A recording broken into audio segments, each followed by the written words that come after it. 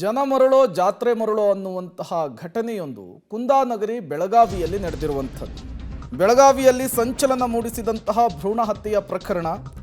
ಜಾಮೀನಿನ ಅಡಿಯಲ್ಲಿ ಹೊರಬಂದಂತಹ ನಕಲಿ ವೈದ್ಯನಿಗೆ ಅದ್ಧೂರಿ ಸ್ವಾಗತವನ್ನು ಕೋರಲಾಗಿದೆ.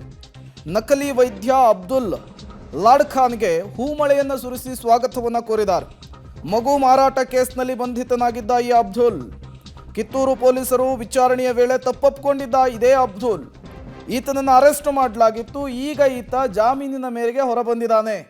ಈತನಿಗೆ ಹೂವಿನ ಹಾರವನ್ನು ಹಾಕಿ ಹೂಮಳೆಯನ್ನು ಸುರಿಸಿ ಜನ ವೆಲ್ಕಮ್ ಮಾಡಿಕೊಂಡಿರುವಂಥದ್ದು. ನಿಜಕ್ಕೂ ಕೂಡ ಇತ್ತೀಚಿನ ದಿನಗಳಲ್ಲಿ ಈ ರೀತಿಯ ಘಟನೆಗಳು ಜಾಸ್ತಿ ಆಗ್ತಾ ಇದೆ. ತಿಹಾರ್ ಜೈಲಿಗೆ ಹೋಗಿ ಬಂದವ್ರಿಗೂ ಕೂಡ ಇದೇ ರೀತಿ ವೆಲ್ಕಮ್ಮು. ಪರಪ್ಪನ ಅಗ್ರಹಾರದ ಜೈಲಿನಲ್ಲಿ ಮುದ್ದೆ ಮುರಿತಾ ಇರೋರಿಗೂ ಕೂಡ ಇದೇ ರೀತಿ ವೆಲ್ಕಮ್ ಮಾಡ್ಕೊಳ್ಳೋಕೆ ಸಿದ್ಧತೆಗಳಾಗ್ತಾ ಇದೆ. ಈಗ ಭ್ರೂಣ ಹತ್ಯೆಯ ಕೇಸ್ನಲ್ಲಿ ಒಳಗೆ ಹೋಗಿ ಹೊರಬಂದಿರುವಂತಹ ವೈದ್ಯನಿಗೆ ಹೂಮಳೆಯನ್ನು ಸುರಿಸಿ ಹೂವಿನ ಹಾರವನ್ನು ಹಾಕಿ ಸಿಹಿ ತಿನ್ನಿಸಿ ವೆಲ್ಕಮ್ ಮಾಡ್ಕೊಂಡಿರೋದು ಚರ್ಚೆಗೆ ಗ್ರಾಸವಾಗ್ತಾ ಇದೆ.